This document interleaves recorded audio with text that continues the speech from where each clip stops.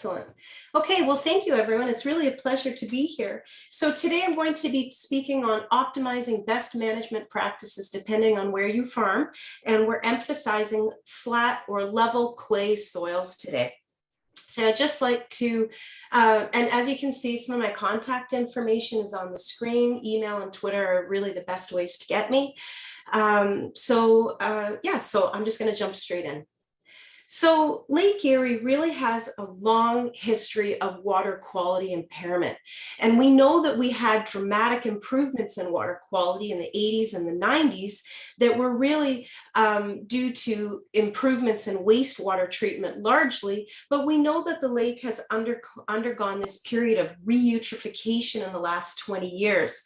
And we know that today, non-point source pollution is really the dominant source of phosphorus to Lake Erie. We also know that we've been applying BMPs throughout the watershed, but we're not necessarily seeing that improvement to the lake. Some of it can be climate, some of it can be legacy or lag times.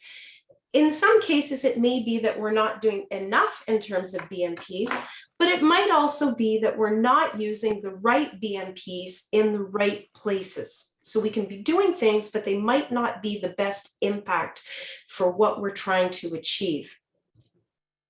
So there are a lot of different things that farmers can do to reduce phosphorus losses from their farms.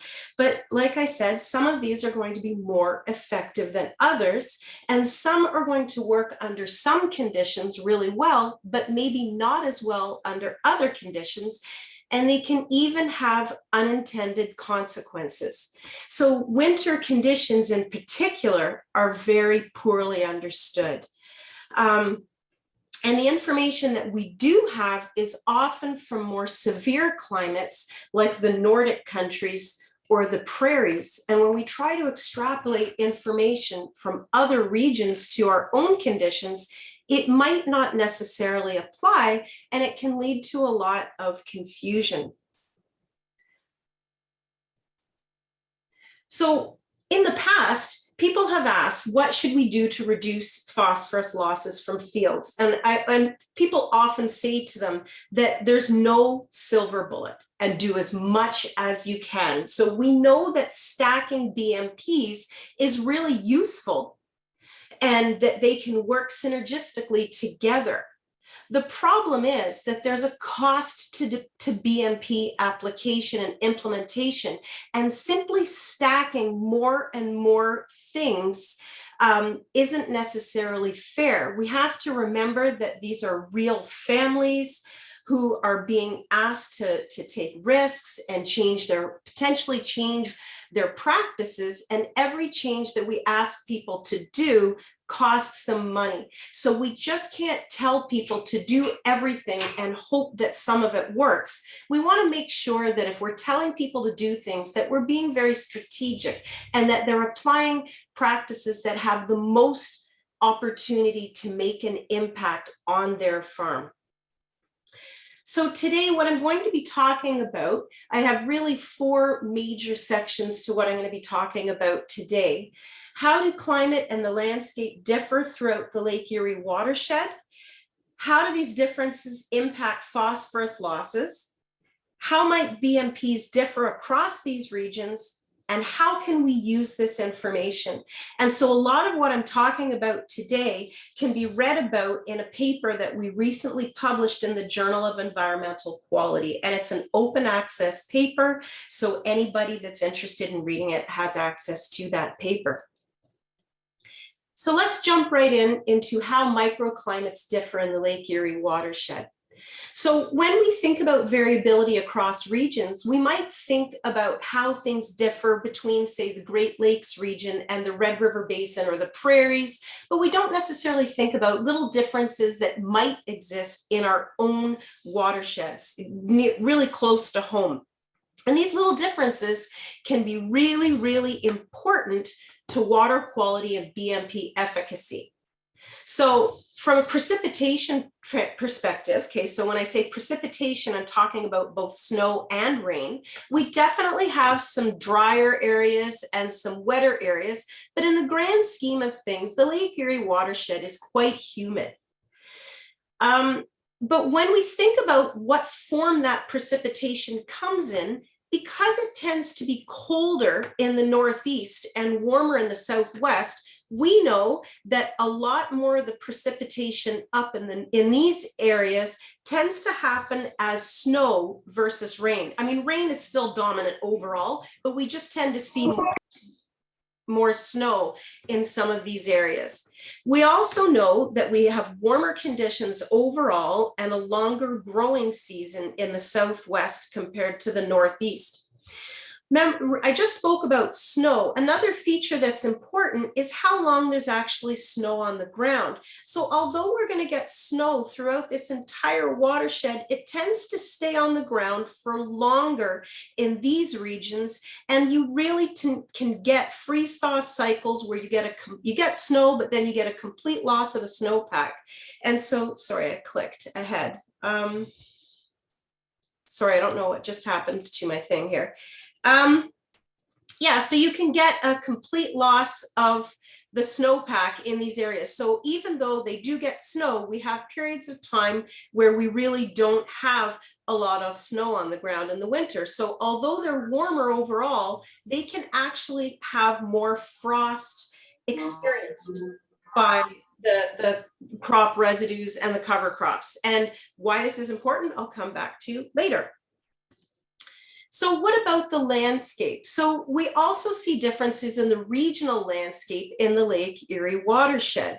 So essentially, if you look at the elevation in this section and the sloping of the fields in the bottom left, we can see that towards some of these fringe areas of the watershed, we tend to see more undulating or sloping ground. And towards the lake itself, it tends to be very flat. And we really see this in the areas in the southwestern end in particular.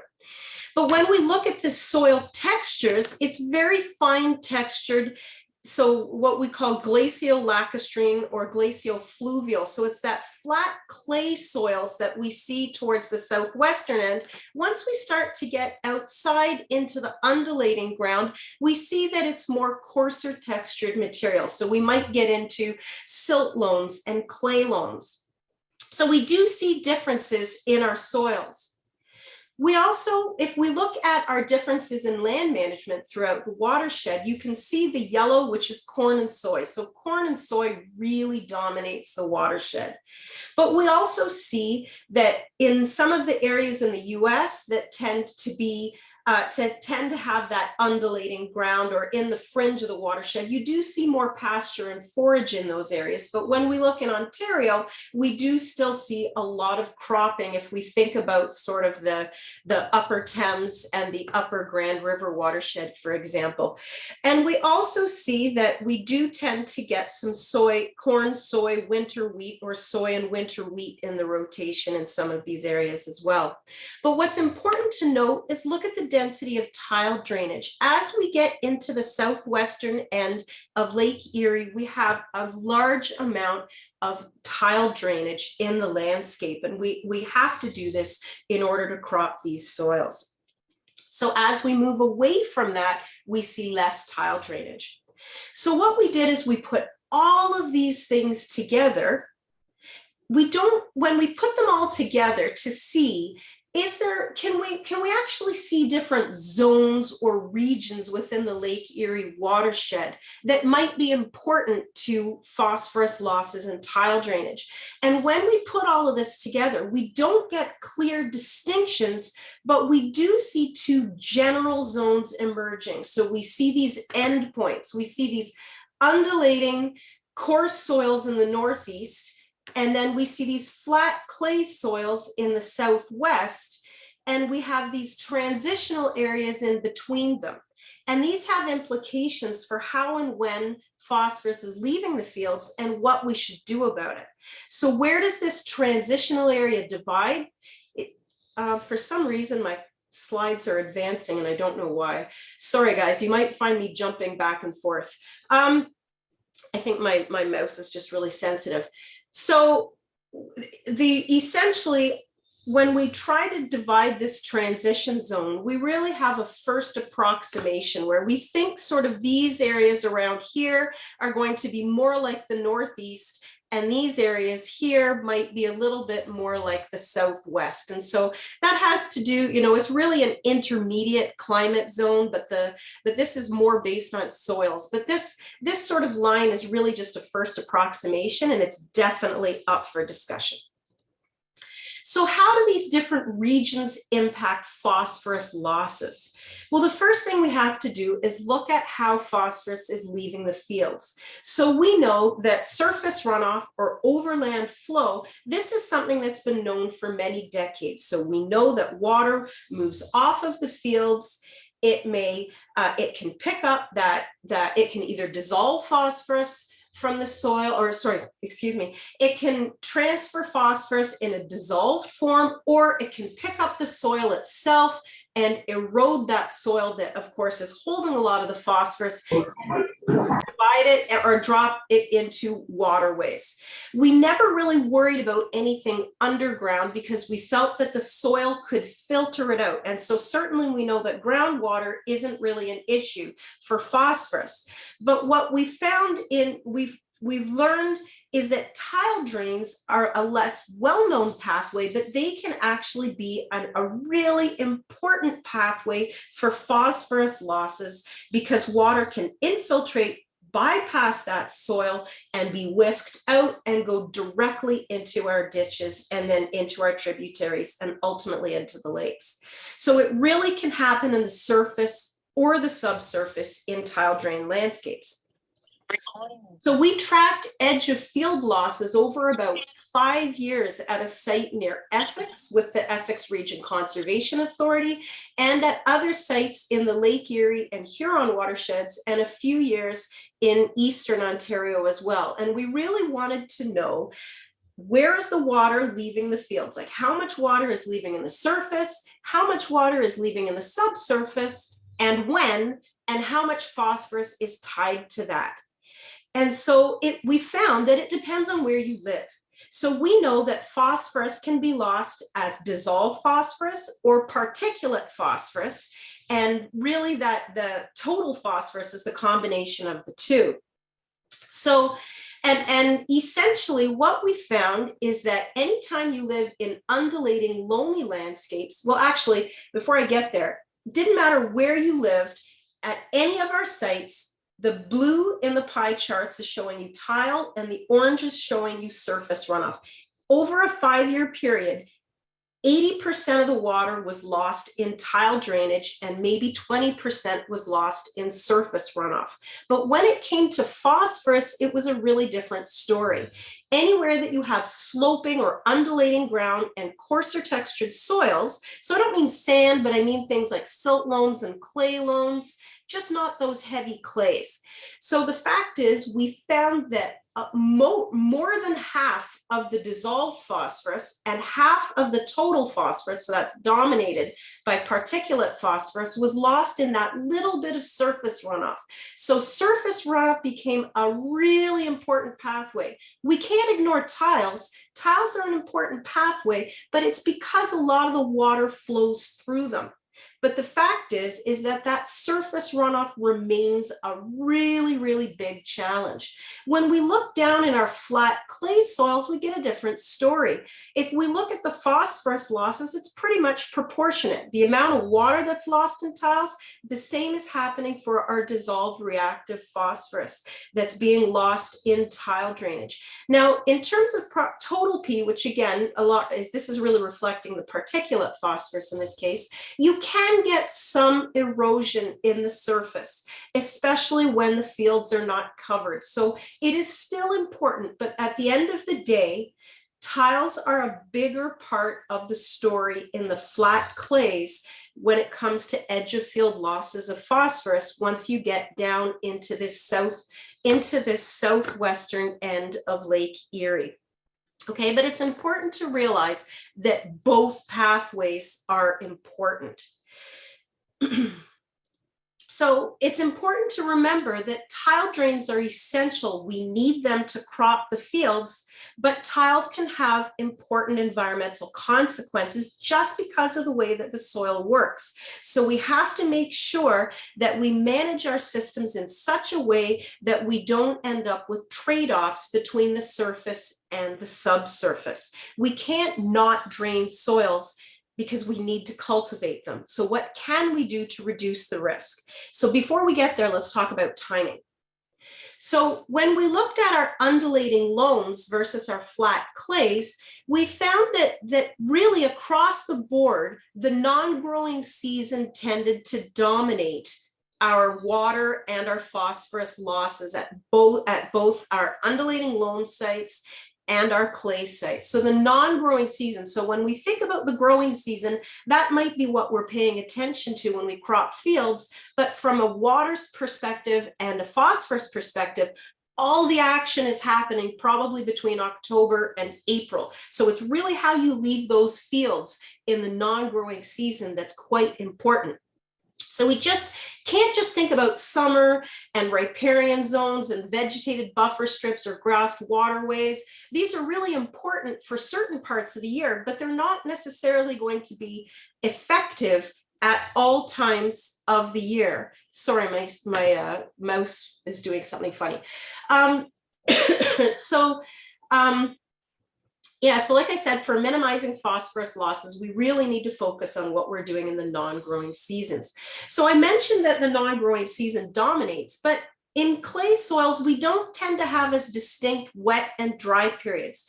We still tend to see peak flows, and runoff during the non-growing season is bigger than the growing season, but we can still get times where they have these big rainstorms in the summer where we tend to get connected storms and we do lose reasonable amounts of water and phosphorus.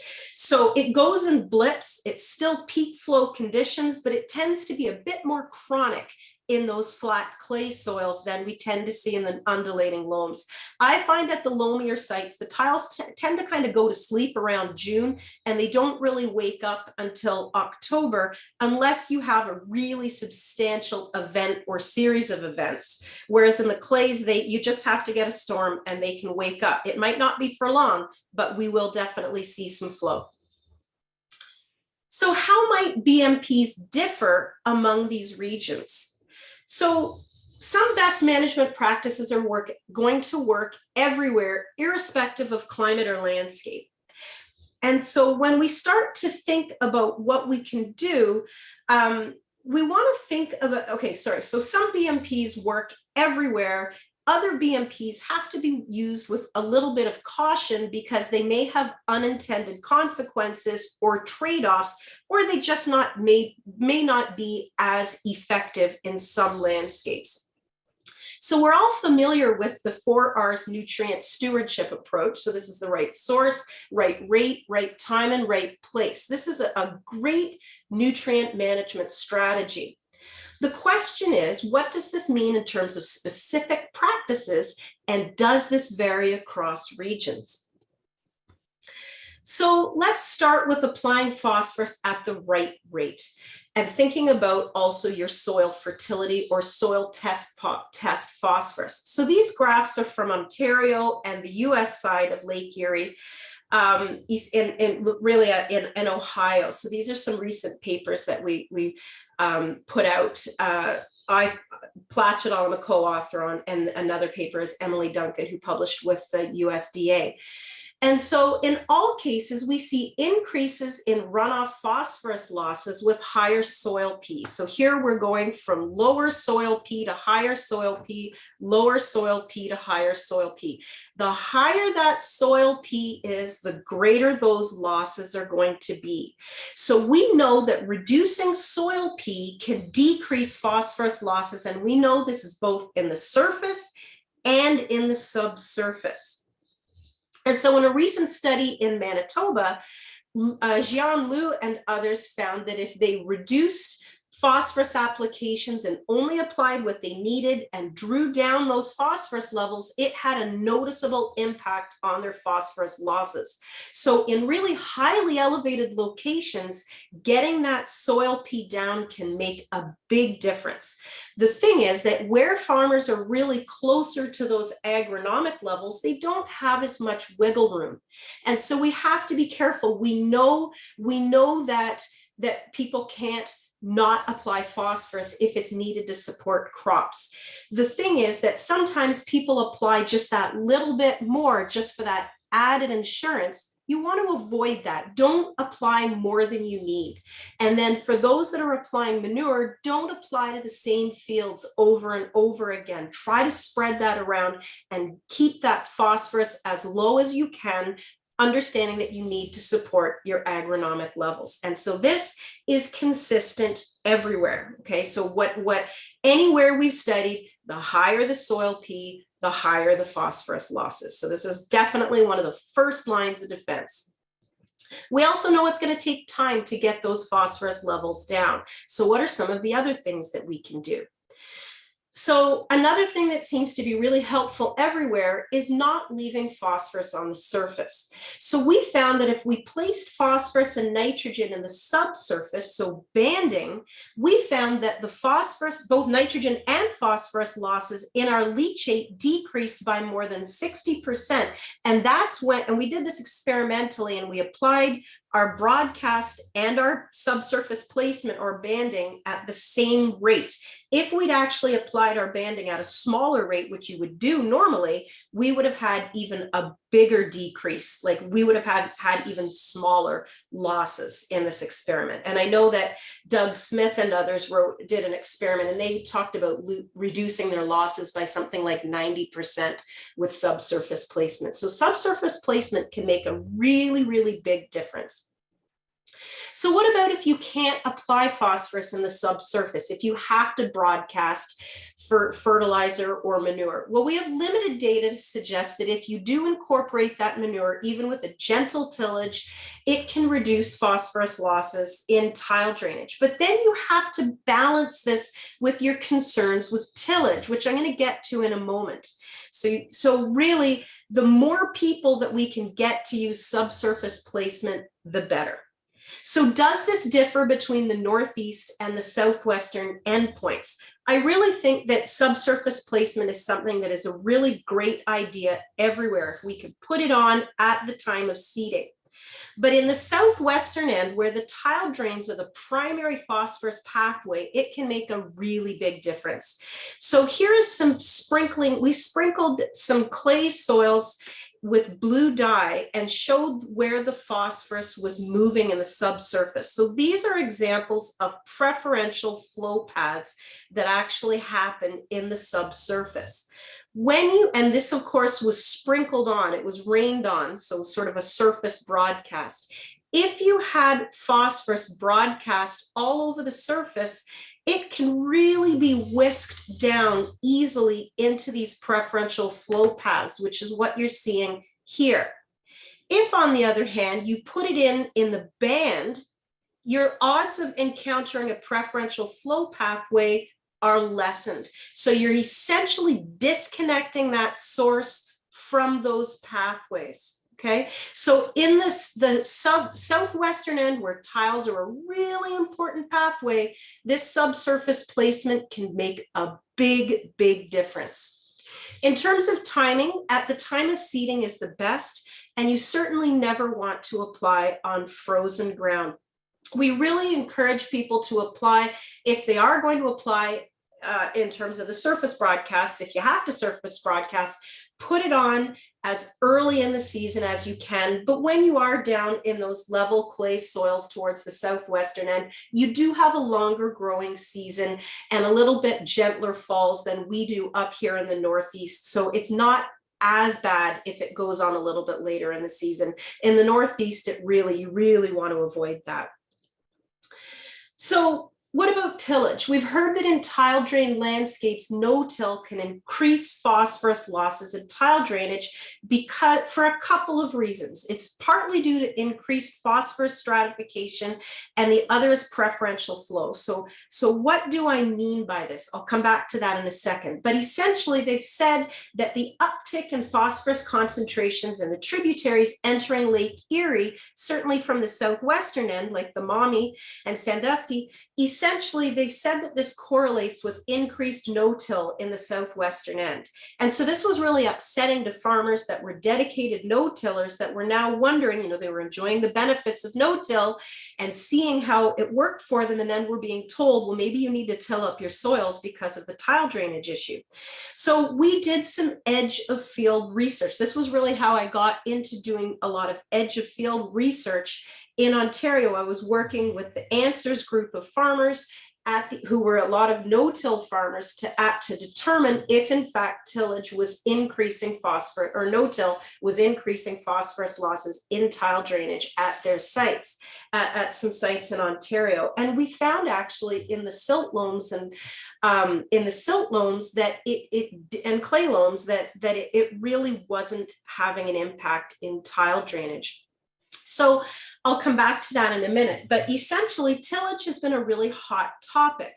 So if we look at why no-till has been linked to phosphorus losses in tile drainage. So here are some examples of these preferential flow paths in these clays. And here is this picture that I showed you earlier. So you end up applying phosphorus. So when you don't till, these preferential flow paths that are something that develops in nature everywhere, they can really become established. And when you till, you break up these connections. So a lot of people are wondering, well, do we want to break up those connections to try to reduce what's going into the tiles?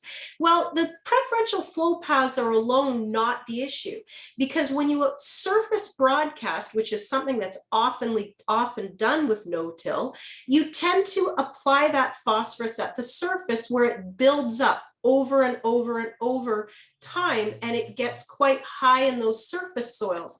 And when you get the high phosphorus in the surface soils, it can then be whisked down these preferential flow paths. So tillage itself isn't the issue.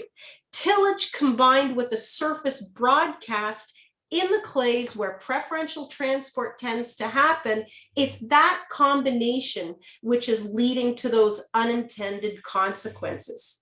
Okay, so when we start to really think about those spatial differences in the effects of tillage, let's pull together what we've seen and look at phosphorus loss altogether.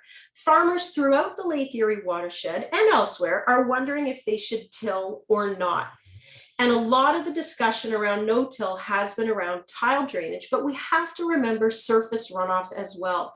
If we look at our undulating sites, we have sloping ground where most of our phosphorus losses are in surface runoff. If people were to till their farms, the fact is we know that in our silt loam studies, tillage, no-till really didn't have an impact in what left in the tiles, but we know that tillage is going to increase what leaves in the surface. This was a no-till site. So the fact is the more people that we can get to move to no-till in this landscape, in this undulating sloping ground, the better. No-till is going to have the benefits of reducing phosphorus losses in surface runoff without the unintended consequence of phosphorus losses in tile drainage. In the southwestern end, on the other hand, what we found, remember back to my subsurface placement slide. So yes, we know that tile drains are vulnerable to having phosphorus losses through them because of those preferential flow paths. If we can apply that phosphorus in the subsurface, if we can apply that phosphorus in the subsurface in bands, we can then have the benefits of no-till in the surface without, or lessened at least, the consequences of phosphorus losses in the tile drainage. So the fact is, we really think that no-till is the best approach everywhere throughout the watershed. We need more no-till or conservation till in the Northeast. We also want to see no-till or conservation till in the Southwest, but when it's done with subsurface placement or banding. If you have to surface broadcast, a gentle incorporation is better than leaving it on the surface. Okay, so really ideally no-till with subsurface placement, but in the Southwestern, if you have to surface broadcast, maybe gently incorporate that, or at least use a conservation till. So what about cover crops? So cover crops are another area that's been really hotly debated, and they offer a lot of benefits, including a reduction in particulate phosphoruses. So the images on screen, this really is worth 1,000 words. This is a flume from a tilled or a field with no cover crops. This is a flume for a field with cover crops, and we can see somebody walking in these. So we know that they can build soil health and reduce phosphorus losses and runoff. The concern is that there is a risk of phosphorus loss following freezing in the winter. Where does this evidence come from? Much of the evidence for winter phosphorus loss really from plant matter comes from the Nordic countries or the Canadian prairies. So let's actually look at those regions. If we look at the air temperatures in red, so these are our temperatures in Celsius, they get a lot colder than we do. We definitely see some plunging temperatures, but another way that they differ is we get a lot more both rain, but also snowfall than they get. And so what happens is that we tend to see more cover in terms of our snowpack. So when we look at our soil temperatures, they get easily 4 feet of frozen ground, and their residues and cover crops are exposed to very, very cold temperatures that ours aren't, because we have that blanket of snow. And so we really have more moderate frosts in the Lake Erie watershed compared to some of these more severe regions. So what are the implications for cover crops in this region? Well, we did a study where we looked at whether or not cover crops increased dissolved phosphorus loss after frost. And we subjected our cover crops to a moderate or a gentle frost, so -4 to +4, and then a more severe frost, -18 to +4. And we found that the severity of that frost, so those really, really cold temperatures, definitely had more of an impact on phosphorus release than certainly more than your moderate temperatures. So in areas where you have a lot of snow cover and insulating effects, the effects on the cover crops aren't really there. And what we do see is that the tender species tend to release a lot more than hardier species that tend to not winter kill.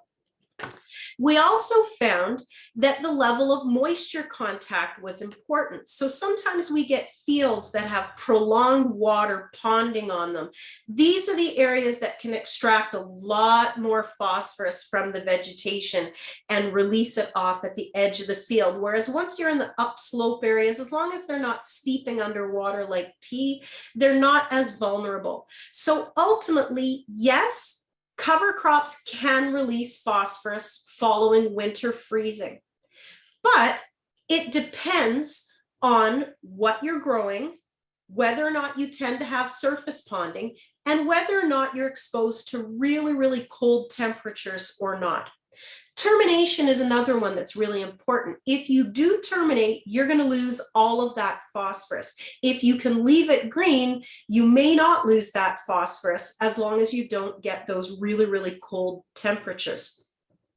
One other really important point with cover crops, although I'm talking about the fact that these things can release phosphorus in the winter, what we actually found is that although crops lost phosphorus following freeze-thaw cycles in the field, this didn't translate to edge of field losses because any phosphorus that was released by the plants was just simply held by the soil in the field. So it didn't translate to an increase in edge of field losses, not in Ontario anyway.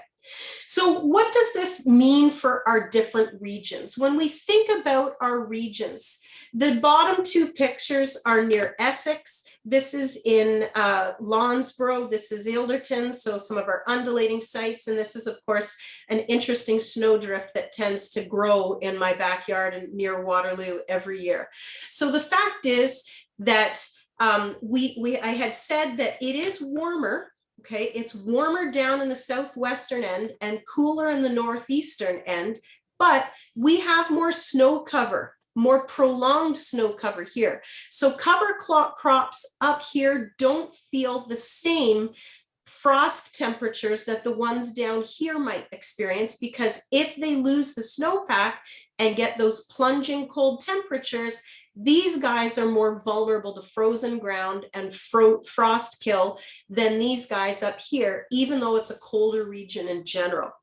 So if we go back to our pathways, remember, in that northeastern end where we have undulating ground and a lot of particulate losses, soil erosion, cover crops are going to be a great idea. They're going to keep that soil on the field there, and you're really not going to have that risk of winter phosphorus losses from cover crops, because they're going to have the insulating effect from the snow, or when it does melt, even if they do have some losses, it's just going to infiltrate into the soil and be retained by the soil. In the southwestern end, I still think that cover crops are a great idea for those flat clays. So they can be really prone to winter erosion, not just from water, but from wind erosion as well. We can really see a lot of winter erosion. We've all seen snert in those areas. And so I think cover crops are a great idea because we have more moderate frosts than they do in those cold regions like the prairies and the Nordic countries. But we have to use a little bit more caution when we think about what species that we plant. So if you know, in the southwestern end, consider leaving it green, but those hardier plants that are less prone to winter kill, that would be a great idea. But at the end of the day, I still think the net benefit, there's a net benefit to cover crops throughout the region. You just have to be a little bit more careful with how you do it in the Southwest in that level clay soil. So regions throughout the Lake Erie watershed have different climates and landscapes, and this, of course, affects phosphorus losses throughout the watershed, both in terms of the pathways and the forms that it goes in. Particulate losses dominate everywhere, but dissolved phosphorus plays a more important role in the southwestern in those clay soils relative to those loamy soils. So when we start to think about conservation practices or BMPs, they're going to differ throughout the watershed. And so these phosphorus management zones, we're not saying to you that we can't specifically talk about what's going to happen on every single farm. These are just general principles where practices may be more or less effective.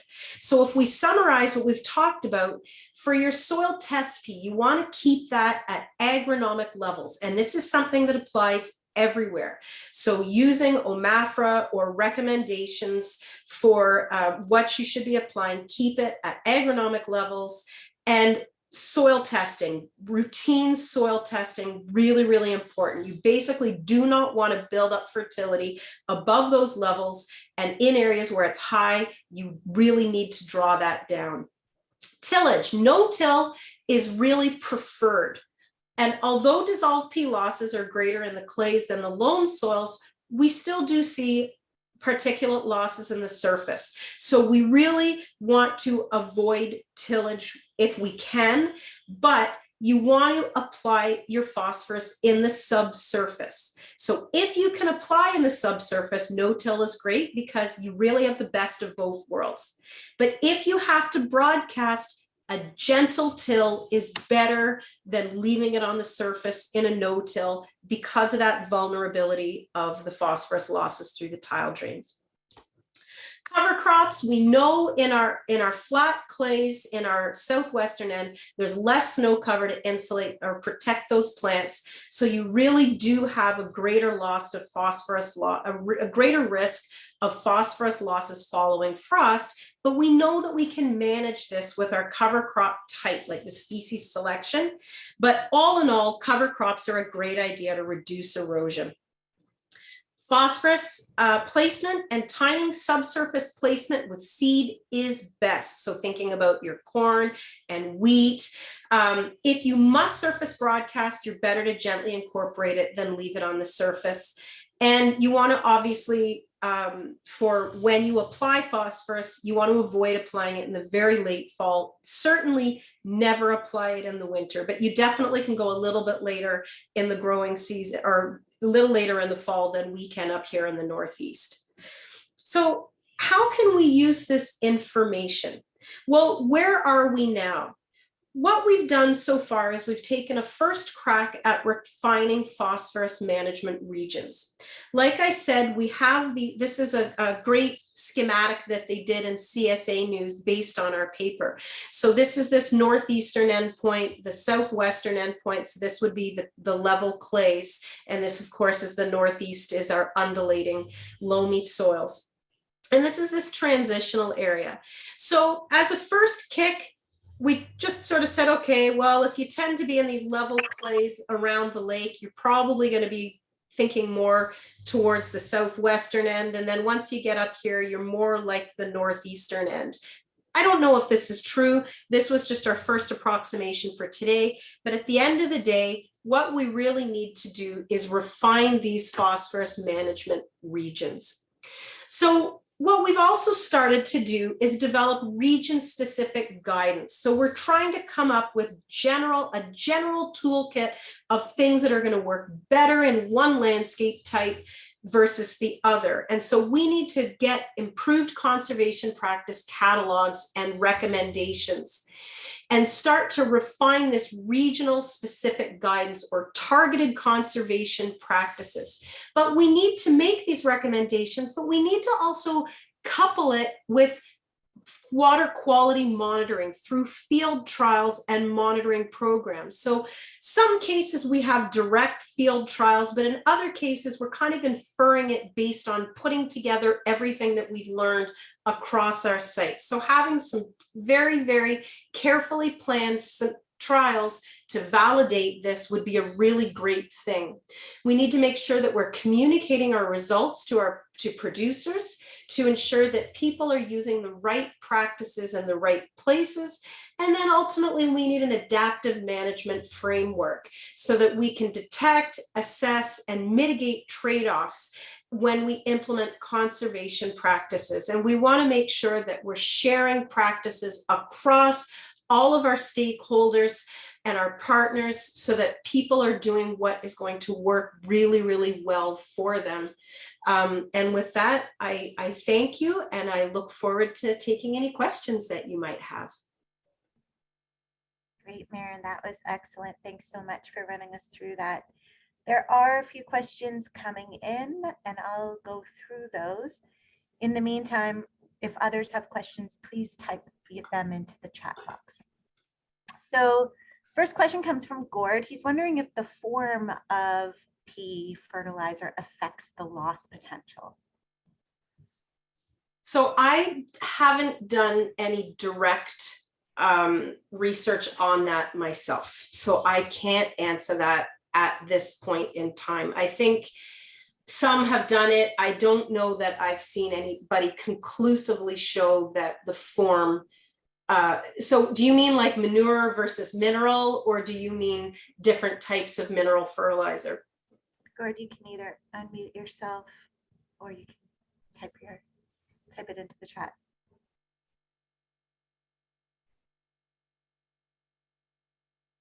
Right. I can't answer that question at this point in time.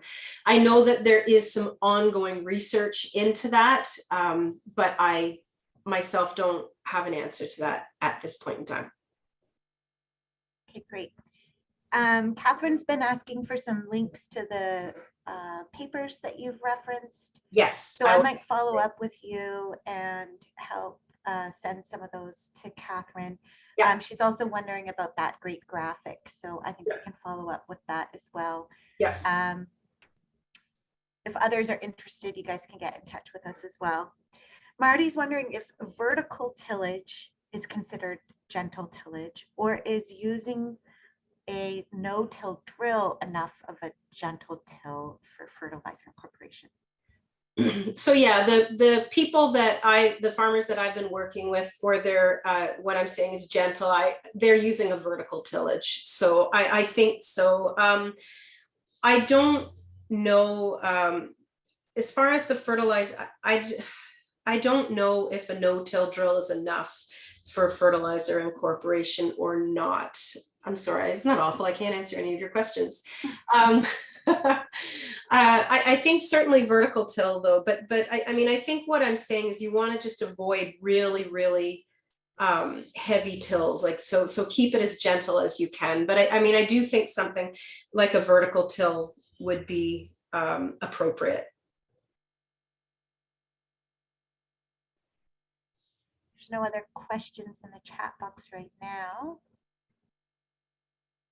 Does anyone have any other questions or points of clarification? Just give it a minute. Oh, one came in. If all farmers implemented these BMPs across the board, would this stop algae blooms in Lake Erie? I don't think so. I mean, not right away. I mean, I think if we got a lot more people implementing BMPs, I think it would make a tremendous impact. But I think there's obviously, I think the thing to remember is that there are lag times and that we have to manage our expectations. What you do today may not have a direct impact today or even tomorrow. It is going to take time for that to, it's going to take time. And you know, there are also inputs from other sources. I think they've made tremendous improvements to wastewater treatment and point sources, but they can still be happening as well. And so there's more room to develop based on that as well. And there's obviously internal lake processes as well. So I think we want to strive to have more people move towards these BMPs, but we have to understand that it takes time. And so even if people try things and they see, oh, hey, it hasn't had an impact, that's not reason to discontinue the practice. We just have to manage our expectations and understand that it is going to take time before we start to see an improvement.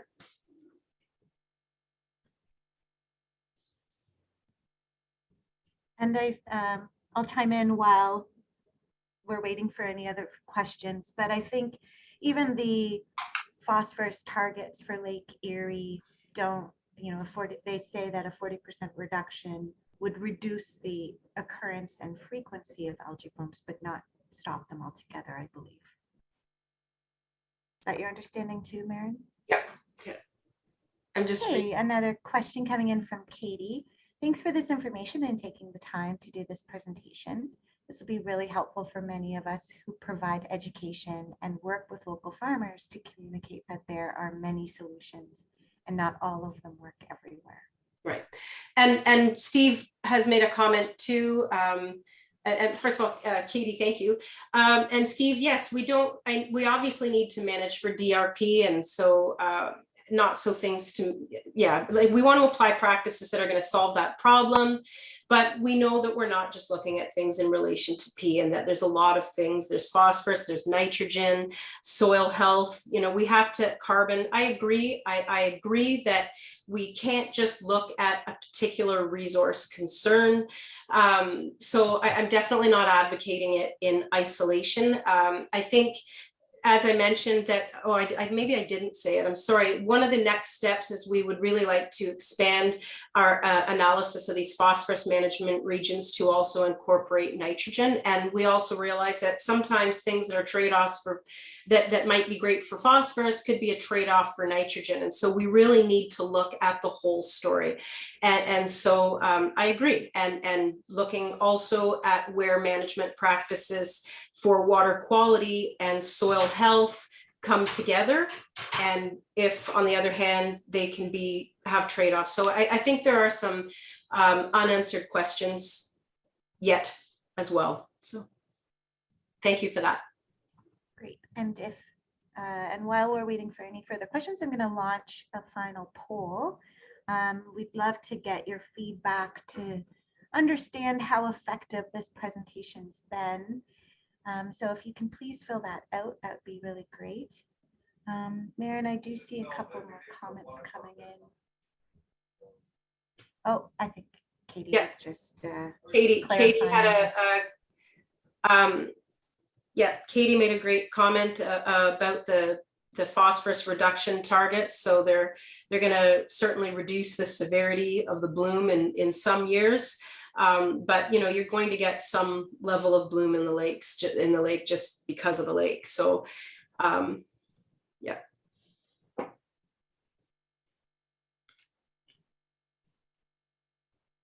Katie was also noting the sound of some snoring coming from.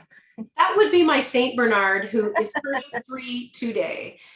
I would show her on video, but she's fast asleep.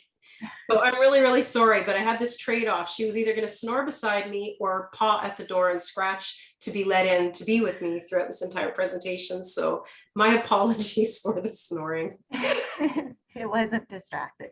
Well, I'm glad. And now that we know it's a dog and not a child. I'm glad it wasn't one of our listeners. Okay, I'm going to close that poll off now in just a minute.